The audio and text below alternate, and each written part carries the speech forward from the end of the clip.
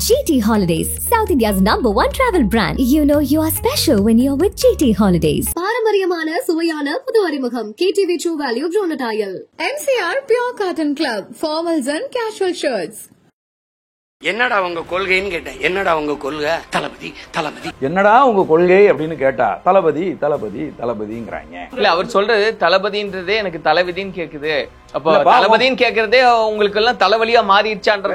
அப்படி கத்தாதியடா, அப்படி கத்தாதி எனக்கு கேட்கும்போது தலைவிதின்னு கேக்குது. அப்படி எல்லாம் பேசுறதுங்கிறது இயல்பானதுதான். அது ஒண்ணு நாகரிக குறைவான பேச்செல்லாம் ஒண்ணு கிடையாது. இல்ல அணில்னு சொல்றது தாவேகா ஒரு அப்புறப்படுத்தப்பட வேண்டிய ஒரு கட்சி. திரை கவர்ச்சியை மட்டுமே முன் வச்சுக்கிட்டு எந்த விதமான கொள்கை அரசியலும் இல்ல, செயல் அரசியலும் இல்ல, சேவை அரசியலும் இல்ல, நான் ஆட்சி அதிகாரத்துக்கு வந்துருவேன்னு சொல்லி குழப்பத்தை உருவாக்குறதுக்கு பாருங்க. அங்க 15 ஆண்டு கால இந்த அரசியலை சிதைக்கிறதுக்கு பாருங்க. அதை நாங்கள் பார்த்துக்கிட்டு சும்மா இருக்க மாட்டோம். அதுக்கு நாங்க டிவிக்கையும் ஏறிதான் அடிப்போம். நாம் தமிழருக்கு தாவேகாவை பார்த்தா ஒரு பயம் இருக்கு. எங்கள் கொள்கைக்கு நேர் எதிராக நாங்கள் உருவாக்கி வச்சிருந்த தத்துவத்தை வீழ்த்துவதற்கு நீங்க முயற்சி பண்ணுவீங்க, நாங்க வேடிக்கை பார்த்துட்டு இருப்போமா? நாங்கள் ஏறி அடிப்போம். இல்ல அதை மட்டுமே சொல்றீங்களே, தமிழ் தேசியத்துக்கு எதிரானவங்க நாங்கன்னு சொல்லிட்டாரா? திமுக கூட்டணியை நாங்கள் விமர்சிக்கிறோமோ, எந்த அளவுக்கு அதிமுக கூட்டணியை விமர்சிக்கிறோமோ அந்த அளவுக்கு. இப்ப ஒரு பக்கம் அவர் போயிட்டாருன்னா நாங்க அவரை பேச போறது இல்ல. இப்ப இந்த கூட்டணிக்குள்ள இருக்கிற யாரையாவது நாங்க விமர்சிக்கிறோமா? அது போல நாங்க விட்டுருவோம். இவர் தனியா நின்னுகிட்டு இப்ப ஒரு கூட்டணி கணக்கு அப்படின்னு நம்ம பார்க்கும்போது நாம் தமிழர் நாங்க தனிச்சுதான் நிப்போம் அப்படின்னு நீங்க சொல்றீங்க. அவங்களும் அதே கிட்டத்தட்ட இன்னைக்கு வரைக்கும் அவங்களும் அதே ஸ்டாண்ட்ல இருக்காங்க. அப்ப வெளியே நிக்கிற 2 கட்சிகள் அப்படின்றது முதல்ல நம்ம தாவேகாவை வீழ்த்திடலாம் அப்படின்றதுதான் கணக்கு. அப்படி கிடையாதுங்க தம்பி. நாங்க தனிச்சு நிக்கிறது எங்களுடைய கொள்கை முடிவு. ஆனா தாவேகாவுக்கு அவங்க நிக்க கூடாது நீங்க முடிவு பண்ணலாமா? இவ்வளவு ஆண்டு காலம் பாக்குறோம், ஆளும் கட்சியை எதிர்த்து அரசியல் முன்வைக்கிறீங்க. இப்போ ஆளும் தரப்புல இருக்கக்கூடிய திமுகவை எதிர்த்து நிறைய விமர்சனங்களை எல்லாம் முன்வைக்கிறீங்க. நேற்று கூட இந்த ஒரு பிரச்சனையில காவல்துறையினர் சரியா அணுகல அப்படின்னு நீங்க சொல்றீங்க. அப்படிங்கும்போது உங்களுடைய எண்ணம் எல்லாம் இல்ல உங்களுடைய கோபம் எல்லாம் ஆளக்கூடிய ஒரு கட்சி மேல இருக்கிறது தான் இயல்பு இல்லையா? அப்படிதான் ஒரு அரசியல் இருக்கும். ஆனா அதை விடுத்து கூட தாவேகா மேல பாயறதுக்கு என்ன காரணம்? தாவேகா ஒரு அப்புறப்படுத்தப்பட வேண்டிய ஒரு கட்சி.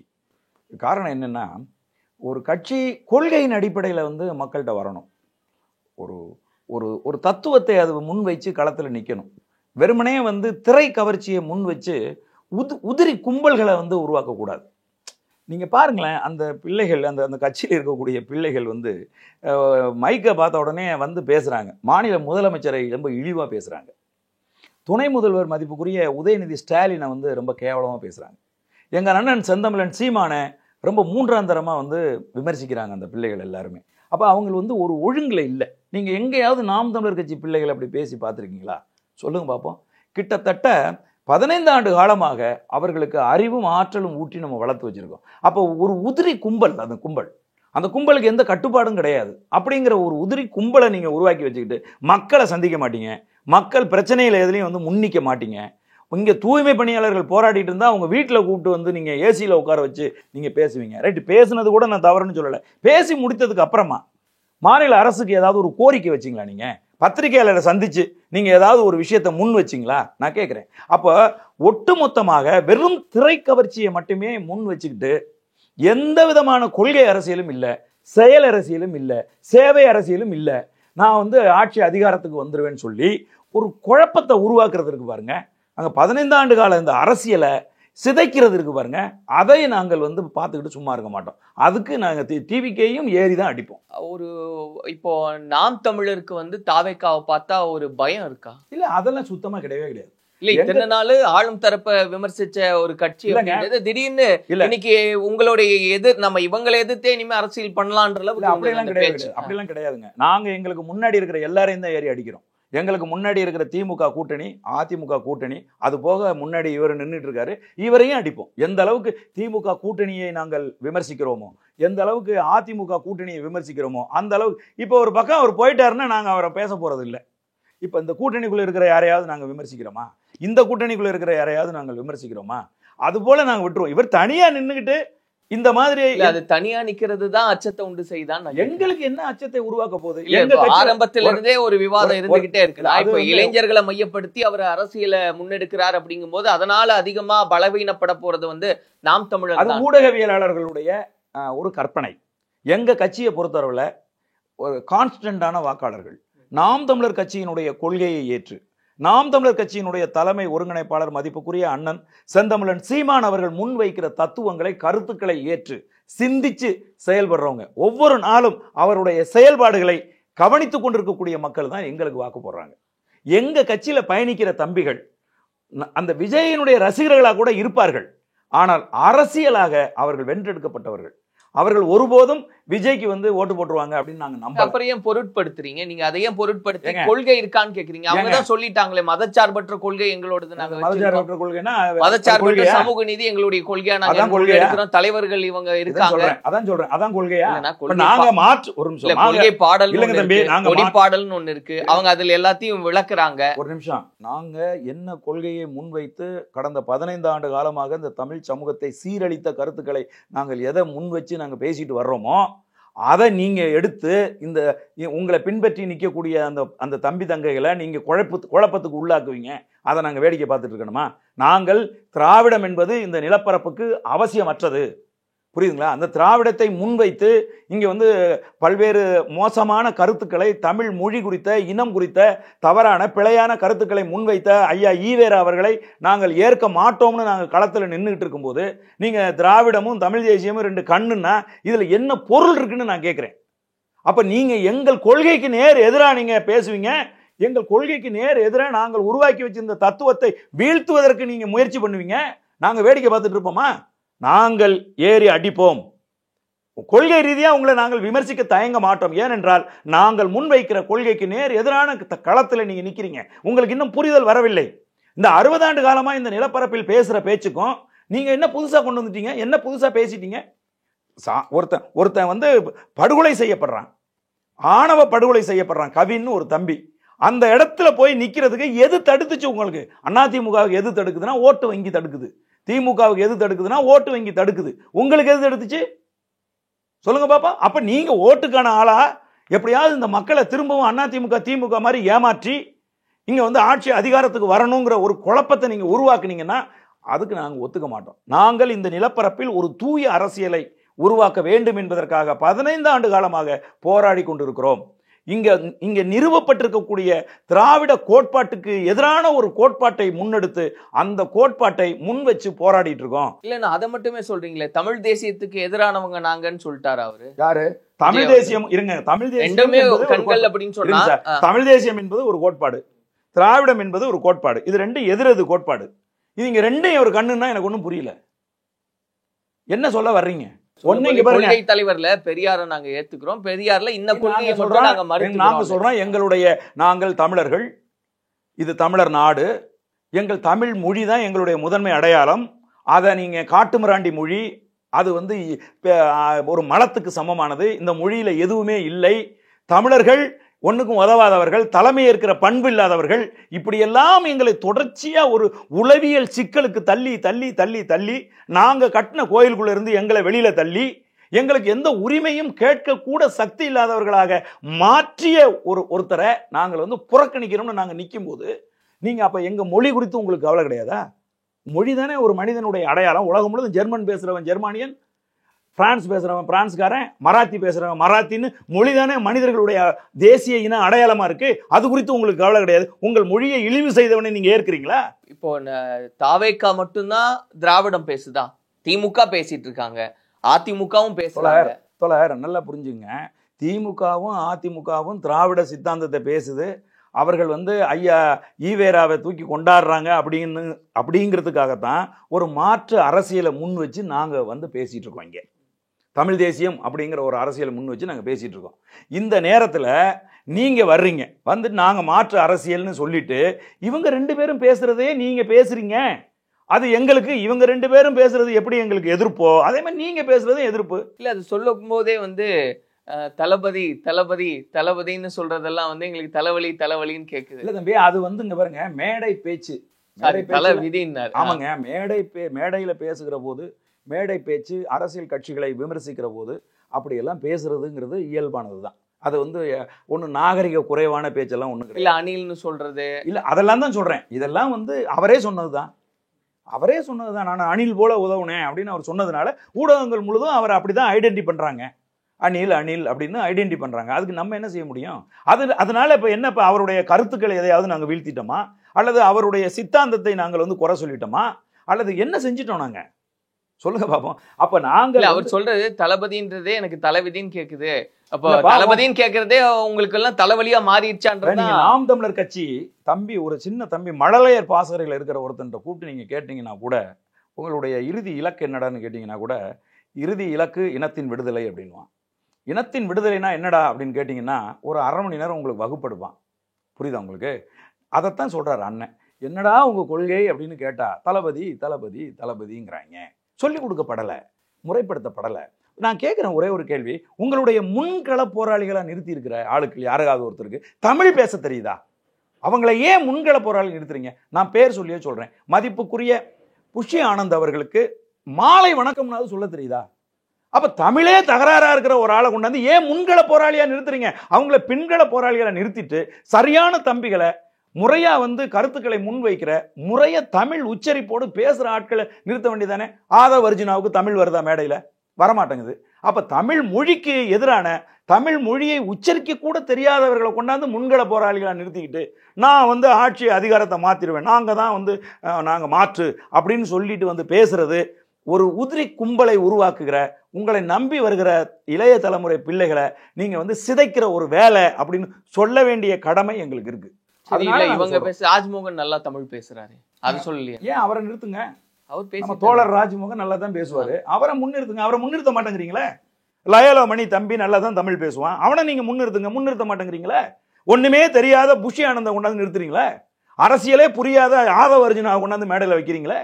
இந்த தம்பிகளாம் நல்லா தானே பேசுவாங்க. இன்னும் நான் 10 பேர் சொல்ல முடியும் எனக்கு. இல்ல இப்போ நீங்க நம்ம இது பேச ஆரம்பிக்கும் போது என்ன நீங்க சொன்னீங்க, அவங்க வேற ஏதாவது ஒரு கூட்டணிக்குள்ள போயிருந்தா தெரிஞ்சிருக்காது, நாங்க பெருசா விமர்சிக்க போறது இல்ல, அவங்க தனிச்சு நிக்கிறாங்க. அப்படிங்கும்போது அது இல்ல, நான் கேட்கிறேன்னா இருபெரும் கட்சிகளா இருக்காங்க, திமுகவும் அதிமுகவும் இருக்காங்க. இப்போ ஒரு கூட்டணி கணக்கு அப்படின்னு நம்ம பார்க்கும்போது நாம் தமிழர் நாங்க தனிச்சுதான் நிப்போம் அப்படின்னு நீங்க சொல்றீங்க. அவங்களும் அதே கிட்டத்தட்ட இன்னைக்கு வரைக்கும் அவங்களும் அதே ஸ்டாண்ட்ல இருக்காங்க.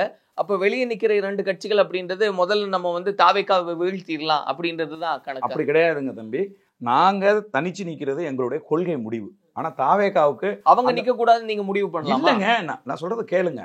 தனித்து நிற்கிறதுங்கிறது எங்கள் அண்ணன் செந்தமிழன் சீமான் 2010 மதுரை மே 18 கட்சி ஆரம்பிக்கும் போதே ஒரு பெரிய பிரகடனப்படுத்தினாரு. அது திராவிட கட்சிகளோடு கூட்டணி இல்லை, தேசிய கூட்டணி கூட்டணி இல்லைங்கிறது. இன்னைக்கு வரைக்கும் நாங்கள் அந்த பிரகடனத்தை இன்னைக்கு வரைக்கும் நாங்கள் மெயின்டைன் பண்ணிட்டு இருக்கோம். நீங்கள் நாம் தமிழர் கட்சியின் நகர்வுகள்லாம் ஏதோ சும்மா வந்துருச்சு அப்படின்னு நினைக்காதீங்க. கூட்டணி இல்லைங்கிறது என்னமோ இன்னைக்கு சொல்றாங்க அப்படின்னு நினைக்காதீங்க. எடுத்து பாருங்க, போய் மே 18 2010 அண்ணன் அறிவிச்ச ஒரு பேர் அறிவிப்பு செய்தார். அந்த அறிவிப்பு தான் இது. நீங்க கேட்குறேன், உங்களுக்கு அந்த மாதிரி ஏதாவது அறிவிப்பு இருக்கான்னா அது இல்லை. இன்னைக்கு நீங்க பாஜகவோடு அதிமுக இருக்கிறதுனால யோசிச்சுட்டு இருக்கிறீங்க. பாஜகவோடு அதிமுக இருக்கும்போதும் போனாலும் போகலாம் அப்படின்னு நீங்க இருக்கீங்க. உங்களுக்கு அந்த மாதிரி கொள்கையெல்லாம் எதுவும் கிடையாது. எங்க கொள்கையை நான் சொல்லிடுறேன். என்ன அப்படின்னு கேட்டீங்கன்னா, நாங்கள் தேர்தல் களத்தில் தனிச்சு நிற்கிறோம். எங்களுக்கு முன்னாடி நிற்பவர்களை கொள்கை ரீதியாக விமர்சிப்போம். புரியுதா உங்களுக்கு? அது இப்ப வந்து அதிமுக இருக்கு, திமுக இருக்கு, இந்த டிவிகே இருக்கு. அப்ப நாங்க இது 3 பேரையும் நாங்க விமர்சிக்கத்தானே செய்வோம். இவனை மட்டும் நீங்க விமர்சிக்காதன்னு சொல்றது எப்படி நியாயம்? இல்ல, யாரு இவங்க இன்னும் இப்பதான் வந்திருக்காங்க. இவங்களும் வந்து யார் ஆளும் தரப்போ அவங்களை எதிர்த்துதான் அரசியல் களத்துல நிக்கிறாங்க. நீங்க அங்க விட்டுப்பட்டு இந்த பக்கம் திரும்பி நின்று நீ அப்படியெல்லாம் கிடையாதுங்க. அப்படியெல்லாம் கிடையாதுங்க. நாங்க வந்து ஆளும் தரப்பையும் எதிர்க்கிறோம், அந்த பக்கம் இருக்கிற ஆளும் தரப்புக்கு எதிர் தரப்பையும் நாங்க எதிர்க்கிறோம். அதுக்கு தாண்டி எங்களுக்கு முன்னாடி நான் இப்படி லாஜிக்கலாவே ஒன்று சொல்றேன். நேத்து ஒரு சலசலப்பு நடந்தது, காவல்துறை நடவடிக்கை எடுக்கலன்னு நீங்க சொல்றீங்க. அந்த இடத்துல அதிகபட்சமாக கோபம் வர வேண்டியது யார் மேலயா இருந்தது? இல்ல, இதுல ரொம்ப முக்கியமான விஷயத்த நல்லா கவனிங்க. அண்ணன் சீமான் அவர்களுக்கு அந்த இடத்துல நடந்து இந்த மாதிரி எல்லாம் அங்க நடந்திருக்கு அப்படிங்கிறது பொதுக்கூட்டம் முடிஞ்சதுக்கு அப்புறம் தான் சொல்லப்படும். அவர் அந்த நேரத்துல போய் என்ன காவல்துறை நடவடிக்கை எடுக்கலன்னு நாங்க யாரும் சொல்லல. புரியுதா உங்களுக்கு? அவங்க வந்தாங்க. ஒரு வாரமா இந்த மாதிரி எல்லாம் சலசலப்பு இருக்கு அப்படின்றது அவர் காதுக்கு போயிருக்கக்கூடிய செய்தியா தான் இருக்கு. காதுக்கு போனது உண்மைதான். அவருக்கு தெரியும் இந்த மாதிரிலாம் வந்து இவங்க பேசிட்டு இருக்காங்கிறது அவருக்கு தெரியும். அதெல்லாமே ரைட்டு தான். ஆனா ஒரு மேடை அப்படின்னு வருகிற போது நாங்க எல்லா மேடையிலையும் ஒரே மாதிரி பேசுறது இல்லை. ஒரு மேடையை, அந்த மேடையை பொறுத்து, அந்த பேச்சின் போக்கை பொறுத்து ஒரு மேடையில் திமுகவை அண்ணன் வந்து தாக்கி பேசியிருப்பாரு, ஒரு பாஜக அதிமுக கூட்டணியை தாக்கி பேசியிருப்பாரு, ஒரு மேடையில் வந்து எங்களுக்கு எதிராக நின்றுட்டு இருக்கிறதுனால விஜயை தாக்கி நாங்கள் பேசுவோம். இது வந்து அந்த மேடை போக்கு, அந்த பேச்சாளருடைய மனநிலை, அதை சூழலை பொறுத்து தான். சூழல் அப்படிங்கும் போதே உங்களுக்கு ஆட்டோமேட்டிக்கா ஏற்கனவே நீங்க பேசி. நான் ஒரு கேள்வி கேட்கிறேன், ஒரே ஒரு கேள்வி உங்களை நான் கேட்கிறேன். அந்த 1.5 மணி நேர பேச்சுல எங்கேயாவது அங்க நடந்த சம்பவத்தை பத்தி அண்ணன் பேசியிருக்காரா?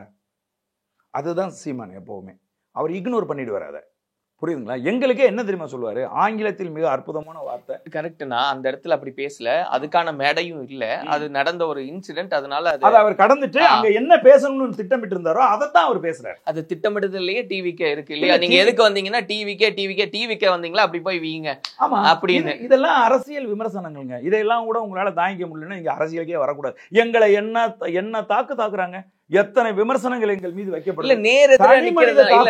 திரும்ப திரும்ப காரணம் என்னன்னா, நேர் எதிரா நீங்க உங்களுக்கு இணையா நிறுத்துறீங்க. நான் கேட்கிறேன், உங்களுக்கு ஊடகவியலாளர்களுக்கு என்ன பிரச்சனை? நான் தெளிவா சொல்றேன். எங்களுக்கு முன்னாடி நிற்பது இப்போ வரைக்கும் திமுக கூட்டணி, அதிமுக கூட்டணி, டிவிகே 3 பேர் நிக்கிறாங்க. இவங்க 3 பேரும் எங்களுக்கு எதிரி. இவர்களை நாங்கள் தாக்குவது எங்கள் அரசியல் தர்மம். ஆகவே நாங்கள் தாக்குறோம்னு சொல்றேன். அப்புறம் திரும்ப ஏன் தாக்குறேன் இல்ல ஏன் தாக்குறேன்னு கேக்குறேன். ஏன் கேள்வி வருதுன்னா, இங்க வந்து இளைஞர் பட்டாளம் இருக்கு. நீங்க சொன்னீங்க இல்ல எங்க கிட்ட இருக்கக்கூடிய இளைஞர்கள் அப்படி மடை மாற மாட்டாங்க. அப்புறம் எதுக்கு அப்படி ஒரு பொருட்படுத்த வேண்டியது இல்ல அப்படின்றது ஒரு கேள்வி. நீங்க என்ன இன்னொன்னு கேள்வி உங்களை கேக்குறேன். உங்க விருப்பம், நாங்கள் டிவிக்கே நாங்க எந்த விமர்சனமே பண்ணாம அதிமுக திமுக விமர்சனம் பண்ணிட்டு போகணுமோ? இல்ல நீங்க பண்ணுங்க, அப்புறம் நீங்க பண்ணுங்க. இல்லன்னா காரணம் இருக்கோன்றதுதான் இங்க காரணங்கிறது நான் சொல்லிட்டேன். காரணங்கிறது நாங்க தனிச்சு நிக்கிறோம். எங்களை எதிர்த்து நிற்கிற எல்லாரும் எங்களுக்கு எதிரிகள் தான். ஆகவே எங்களுக்கு எதிர் தரப்புல அவரும் இருக்காரு, நாங்க விமர்சிப்போம்னு நான் சொல்றேன். இதை விட என்ன காரணம் வேணும் உங்களுக்கு? இல்ல அது அந்த இடத்துல அதை விட நான் இன்னமும் சொல்றேன், அவர்கள் வந்து வெறும் உதிரி கும்பல்களை உருவாக்குறார்கள். கொள்கையற்ற கும்பலை, ஒரு கருத்தியலற்ற கும்பலை, ஒரு எந்த விதமான சித்தாந்தத்தையும் முன் வச்சு அவர்களை வளர்த்தெடுக்காமல் ஒரு கும்பலை உருவாக்குறாங்க. அது சரியில்லை, அது ஏற்புடையது இல்லை. அடுத்த தலைமுறை மீது அக்கறை கொண்ட ஒரு தலைவனாக எங்கள் அண்ணன் செந்தமிழன் சீமான் அதை விமர்சிக்க வேண்டிய தேவை, அந்த இளைய தலைமுறை பிள்ளைகளுக்கு புரிய வைக்க வேண்டிய தேவை எங்களுக்கு இருக்குன்னு நாங்கள் சொல்றோம். அப்புறம் இதை தாண்டி நீ ஏன் விமர்சிக்கிறேன்னா என்ன செய்யறது? நான் இல்ல உங்க வாக்கு வங்கியில வந்து அவர் நேரடியா இன்ஃப்ளூயன்ஸ் பண்றாரு. இல்ல அதுதான் திரும்ப திமுகவும் சரி அதிமுகவும் சரி இப்போ மைனாரிட்டி வாக்குகள் அப்படின்றது எல்லாத்தையுமே, ஏன்னா நிறைய நீங்க பார்த்திருப்பீங்க இந்த புள்ளி விவரங்கள்லாம் வந்து இவர் எந்த மாதிரியான இம்பாக்ட் கிரியேட் பண்ணுவார் அப்படின்ற விஷயங்களை எல்லாம் பேசிக்கிட்டே இருக்காங்க. தம்பி ஒரு விஷயம் சொல்றேன், இன்னைக்கு ஒரு புள்ளி விவரம் வந்திருக்கு. அதுல நாம் தமிழர் கட்சி 21% வாக்கும், டிவிக்கே 4.5% வாக்கும் வாங்கும்னு ஒரு புள்ளி விவரம் வந்திருக்கு. அப்ப இந்த புள்ளி விவரங்கள் எல்லாம் வச்சுக்கிட்டு நம்ம பேச முடியுமா தம்பி? அந்த புள்ளி விவரங்கள்ங்கிறது அவங்க சார்ந்து இருக்கக்கூடிய அரசியல் கட்சிகளை பொறுத்து அவங்க முன்னெடுத்துக்கிற புள்ளி விவரங்கள். அது அதிமுக காரன் எடுத்தா அதிமுக நிறையா வாங்குச்சு, திமுக காரன் எடுத்தா திமுக காரன், டிவிகேக்கு 74% ஒரு புள்ளி விவரம் வந்துச்சு. இதெல்லாம் நடக்கிற காரியமா? தமிழ்நாட்டில் இது வரைக்கும் ஏதேனும் ஒரு கட்சி 74% வாங்கியிருக்கா? யோசிச்சு பாருங்க. 34 வாங்கினா வெற்றி, 33 வாங்கினா தோல்வின்னு தான் இது வரைக்குமே நடந்திருக்கு. அப்போ இந்த நகைச்சுவையெல்லாம் நம்ம பேச்சுக்கே எடுத்துக்க கூடாது. புள்ளி விவரங்களை சொல்றவர்கள் அவங்களுக்கு தகுந்த மாதிரி அவங்க பேசுவாங்க. நாம் தமிழர் கட்சி புள்ளி விவரம் எடுத்துச்சுன்னா நாம் தமிழர் கட்சி 2026 வெல்லும் அப்படின்னு புள்ளி விவரம் சொல்லும். அப்போ இந்த சார்புடைய இந்த கருத்து கணிப்புகளுக்கு நாங்க என்னைக்குமே உடன்பட்டது கிடையாது. இப்போ விஜய் அவர்கள் அரசியல் வருகையின் சமயத்துல தம்பி வரட்டும், நல்லா பண்ணட்டும் அப்படின்லாம் சொன்ன சீமான் அவர்கள் காலப்போக்கில் அவங்க கொள்கை நீங்க முரண் அப்படின்றதெல்லாம் சொல்றதெல்லாம் தாண்டி சமீபத்துல ரொம்ப அதிகமா தாவேக்காவை குறி வைக்கிற மாதிரி இருக்கேன்ற பேச்சுக்கள்லாம் இருக்கு இல்லையா? ரொம்ப சமீபமா திரும்ப ஒரே கேள்விதான் அது. ஐயா ரஜினிகாந்த் அவர்கள் அரசியலுக்கு வந்தபோது நாங்கள் மிக கடுமையாக எதிர்த்தோம். காரணம், அவர் மராட்டியர். தொடர்ந்து தமிழ்நாட்டில் மாற்று தேசிய இனத்தை சேர்ந்தவர்கள், மாற்று மொழியை சேர்ந்தவர்கள் கடந்த 60 ஆண்டு காலமாக தமிழர்களை தொடர்ந்து ஆட்சி செய்வதை அதை நிறுத்தணும் அப்படிங்கிற கொள்கையை கொண்டிருக்கக்கூடிய நாங்கள், யார் வேணாலும் வாங்க இங்கே வந்து வாழுங்க, என்ன வேணாலும் செய்யுங்க, ஆனால் ஆட்சி அதிகாரம் தமிழர்கள் தான் செய்யணும், உங்களுக்கான உயரிய பாதுகாப்பை நாங்கள் கொடுப்போங்கிற கொள்கை கொண்டிருக்கக்கூடிய நாம் தமிழர் கட்சி ரஜினிகாந்தை எதிர்த்துச்சு. ஆனால் விஜயும் ஒரு திரைப்பட நடிகன் தான். நாங்கள் ரஜினிகாந்த நடிகன் என்பதால் நாங்கள் எதிர்க்கலை. ஆனால் விஜயின் வருகையை நாங்கள் எதிர்க்கலை, ஆதரித்தோம். ஆனால் விஜய் அவருடைய கொள்கைன்னு சொல்லிட்டு அவர் வந்து சொன்ன உடனேயே அவர் எங்களுக்கு எதிர்நிலைக்கு போயிட்டார். புரியுதா உங்களுக்கு? திராவிடமும் தமிழ் தேசியமும் 2 கண்ணு, எங்களுடைய வழிகாட்டி ஐயா ஈவேரா அப்படின்னு சொன்ன உடனேயே அவர் எங்கள் கொள்கைக்கு நேர் எதிர்கொள்கைக்கு அவர் போயிட்டார். அப்ப நாங்கள் எதிர்க்க வேண்டிய தேவையும் அவசியமும் அதுதான் அரசியல் அறம் என்று நாங்கள் கருதுகிறோம்.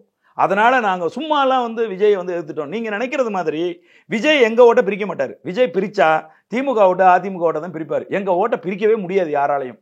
காரணம் என்னன்னு கேட்டி, ஆனா ஊடகங்கள் என்ன தெரியுமா சொல்லும், நாங்கள் 1.5 வாங்கின போது இதோட காலின்னாங்க, நாங்கள் 4 வாங்கினோம், 4 வாங்கின போது அவ்வளவுதான் இவங்க லிஸ்ட்டுன்னாங்க, 7 வாங்கினோம், 7 வாங்கின போது இது நாடாளுமன்ற தேர்தலுங்க, இது வந்து மோடியா ராகுலான்னு போட்டி, இதுல சீமானுக்கு என்ன வேலைன்னாங்க. சீமான் 8.22 வாங்கி இந்திய சரித்திரத்திலேயே ஒரு கட்சி தனிச்சு நின்று தேர்தல் ஆணையத்தின் அங்கீகாரத்தை பெற்றிருக்கு. இப்ப நீங்க ஊடகங்கள்லாம் சொல்றீங்க விஜய் வந்து சீமானை வீழ்த்திடுவாருங்கிறீங்க. நாங்க சிரிச்சுக்கிட்டு பேசாம இருக்கோம். நிறைவான இந்த 26 தேர்தல் எப்படி இருக்க போகுது, எந்த மாதிரியான சூழல்? எங்க கட்சியினுடைய பாயிண்ட் ஆஃப் வியூல நான் சொல்றேன், எங்கள் அண்ணன் கடந்த 6 மாத காலமாக வீடு தங்கவே இல்லை, தொடர்ந்து போராட்ட களத்தில் இருக்கார். மக்களோட பிரச்சனைகளை ஒன்று ஒன்னா எடுத்து அதை மக்களுக்கு புரிய வைக்க வேண்டும் என்கின்ற ஒரு செயல்பாட்டில் மக்களோடு மக்களாக நின்றுகிட்டே இருக்கார். அது பஞ்சமி நில பிரச்சனையாக இருக்கட்டும், அல்லது மீனவர்கள் பிரச்சனையாக இருக்கட்டும், அல்லது மேய்ச்சல் நில பிரச்சனையாக இருக்கட்டும், அது எந்த பிரச்சனை, அந்த அதாவது சாதியாரி கணக்கெடுப்பு பிரச்சனையாக இருக்கட்டும், எந்த பிரச்சனையாக இருந்தாலும் அதில் களத்தில் நின்றுகிட்டு தான் இருக்கார். அதில் ஒன்று தான் இந்த கோனேரி கோட்டையோட நம்ம தமிழர்களுடைய உரிமைன்னு சொல்றதெல்லாம். இப்படி மக்களோடு மக்களாக அவர் வந்து நின்றுட்டே இருக்கார். ஒன்றும் இல்லை, இப்போ இந்த துப்புரவு பணியாளர்கள் கடுமையாக பாதிக்கப்பட்டார்கள். அண்ணன் வந்து 9ஆம் தேதி வரைக்கும் வெளியூர்ல திட்டமிடப்பட்ட அந்த ப்ரோக்ராம்ல இருந்தார். 9ஆம் தேதி இரவு சென்னைக்கு வந்தார். 10ஆம் தேதி காலையில் அவங்களுக்கு போராட்டம் நடத்தினார். அதோடு அவர் வந்து போயிடல, அந்த மக்களை வந்து சந்தித்தார். அதோடு அவர் போயிடல, அடுத்த நாள் காலையில் அங்கிருந்த ஆயிரக்கணக்கான பேருக்கும் உணவு தயாரித்து கொண்டு அவரே போய் அவர் கையாலே அவங்களுக்கு எல்லாருக்கும் உணவு கொடுத்து அவர்களோடவே உட்கார்ந்து இருந்தார். அதோடு அவங்க நிறுத்தலை. அவர்கள் கைது செய்யப்பட்டு அடிச்சுக்கிட்டு இருக்கான், ஒருக்கிட்டு இருக்கான்னு கேள்விப்பட்ட உடனே ஒரு திரைப்பட காட்சி போல இருந்தது. காவல்துறையினர் நூற்றுக்கணக்கான பேர் அந்த மக்களை அடித்து துன்புறுத்திட்டு இருக்கும்போது தனியால கார்ல போய் தனிச்சு இறங்கி நின்று காவல்துறையினரை ஓட வச்சாரு. இப்படி அந்த மக்களா போராட்ட களத்துல தொடர்ந்து நீடிச்சுக்கிட்டே இருக்காரு. இதெல்லாம் அந்த மக்கள் புரிந்து கொண்டு இவன்தான் மக்களின் தலைவன், இவன்தான் பிரச்சனைகளுக்கு முன் வருவான் அப்படின்னு சொல்லி உணர்ந்து இந்த மக்கள் வாக்களித்தால் 2026 நாம் தமிழர் கட்சி உறுதியாக வெல்லும். இது உங்களுடைய எதிர்பார்ப்பு. ஆனா ஒரு கலை யதார்த்தமோ இல்ல முடிவு எப்படி இருக்கும் அப்படின்றத நீங்க அனுமானிக்கிறீங்க? இல்ல, நாங்க வந்து எப்படி அனுமானிக்கிறோம்னா, நாங்கள் உறுதியாக எங்களுடைய கணக்கை நாங்கள் தொடங்கி விடுவோம். நாங்கள் வந்து ஒரு பெரிய அதிர்வை வந்து தேர்தல் களத்தில் உருவாக்குவோம் அப்படிங்கிற நம்பிக்கை எங்களுக்கு இருக்கு. இல்ல, அதிகாரத்தை கைப்பற்றுவோம் அப்படின்ற நிலைக்கே வரல அப்படின்னா அது திரும்ப அதிகாரத்தை கைப்பற்ற நிலைக்கு தான் நான் சொல்றேன். ஒரு பெரிய அதிர்வு அப்படிங்கிறது என்னன்னா, யாரும் எதிர்பார்க்காத பெரிய அதிர்வு என்னவா இருக்கும் அப்படின்னு கேட்டா, நாம் தமிழர் கட்சி வெற்றி அடைஞ்சு ஆட்சி அதிகாரத்தை பிடிக்கிற அளவுக்கான நிலைக்கு வரும். அது உறுதியா நடக்கும். காரணம் என்ன அப்படின்னு கேட்டீங்கன்னா, இன்னைக்கு திமுக ஆட்சியில நடக்கிற அட்டூழியங்கள், தொடர்ந்து நடந்து கொண்டிருக்கக்கூடிய காவல்துறை அட்டூழியங்கள், பொதுமக்களுக்கு ஏற்பட்டிருக்கக்கூடிய, இன்னைக்கு வந்து பாருங்க, ஒரு மாநிலத்துக்கு ரொம்ப முக்கியமானது ஆசிரியர்கள், மருத்துவர்கள், காவல்துறை அதிகாரிகள், இவங்க தூய்மை பணியாளர்கள், இவங்கெல்லாம் வந்து ரொம்ப கண் போன்றவர்கள். இதுல இந்த ஆசிரியர்கள் பூரா ரோட்டில் நிற்கிறாங்க, போராடுறாங்க. அடிச்சு பெண்களெல்லாம் அடிச்சு தூக்கி வந்து வண்டியில போடுறீங்க, என்னன்னு கூப்பிட்டு பேச்சுவார்த்தை நடத்த மாட்டேங்கிறீங்க. செவிலியர் போராடுறாங்க, மருத்துவர்கள் போராடுறாங்க, புரியுதுங்களா? இன்னைக்கு தூய்மை பணியாளர்கள் போராடுறாங்க. அப்ப நீங்க என்னதான் நிர்வாகம் பண்றீங்க சொல்லுங்க பாப்பா? எல்லா காவல் நிலையங்கள்லையும் வந்து காவல் நிலைய மர்டர் நடக்குது, புரியுதுங்களா உங்களுக்கு? அப்ப காவல்துறையை கூட உங்களால சீர் செய்ய முடியல. தொடர்ந்து காவல் நிலையம் தலை குனிஞ்சு நிற்கக்கூடிய ஒரு நிலைமை இங்க இருக்கு. அப்ப உங்களுடைய ஆட்சியில எதைத்தான் நீங்க சரி செஞ்சிருக்கீங்க? எதைத்தான் நீங்க முன்னாடி நின்று பேசி சரி செஞ்சீங்க? நீட்டை ஒழிச்சிருன்னு ஒழிச்சிட்டீங்களா? அப்ப நீங்க எதையுமே வந்து செய்யாம என்னதான் ஆட்சி பண்றீங்க? அப்ப செய்தி அரசியல் மட்டும்தான் பண்றீங்க, மக்களுக்கு சேவை அரசியல் எதுவும் செய்யல. இதை நாங்கள் மக்களுக்கு வீடு வீடா நாங்க எடுத்துக்கிட்டு போறோம். இந்த மக்கள் உண்மையாவே சிந்திக்கிறார்கள் என்றால், உண்மையாகவே மாற்றத்தை வேணும்னு அவங்க விரும்புறாங்க அப்படின்னு சொன்னா, நாம் தமிழர் கட்சி 2026 வெல்லும். பொறுத்திருந்து பார்ப்போம். தேர்தலுக்கு இன்னும் கால அவகாசம் இருக்கு. காலமும் சூழலும் மாறும் பட்சத்துல நிச்சயமா நம்ம நிறைய விஷயங்களை பேசலாம். நிச்சயமா. ரொம்ப மகிழ்ச்சி. நன்றி. வணக்கம் தம்பி. GT Holidays, South India's #1 travel brand. You know you are special when you're with GT Holidays. பாரம்பரியமான சுவையான புது அறிமுகம் KTV True Value Bronatile. MCR Pure Cotton Club, formals and casual shirts.